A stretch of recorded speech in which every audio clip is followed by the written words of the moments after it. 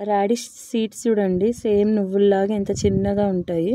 So వీటిని ఇలా దగ్గరికి వేసామనుకోండి, రాడిష్ అనేది తొందరగా పెద్దగా అవ్వదు అండ్ మనకు కాపు అనేది రాదు. సో ఇలా కొంచెం వెడల్పి ఉన్న దాంట్లో తీసుకున్నాం అనుకోండి, చాలా రాడిష్ ఒకటే దగ్గర పెట్టవచ్చు.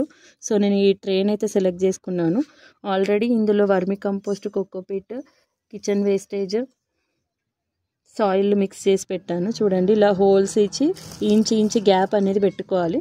సో ఈ ఇంచెస్లలో నేనైతే ఒక్కొక్కటిగా వేస్తున్నాను. జస్ట్ ఒక్కటి సరిపోతుంది.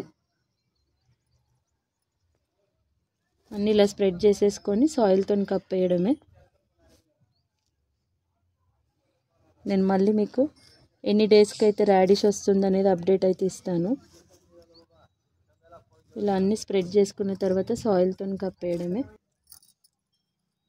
కొంచెం వాటర్ అయితే ఇలా జీలకరించేసుకొని ఎన్ని డేస్కి అనేది వస్తుంది అనేది మీకు అప్డేట్ అయితే ఇస్తాను. నా ఛానల్ని అప్పటి వరకు కన్నేసి ఉంచండి.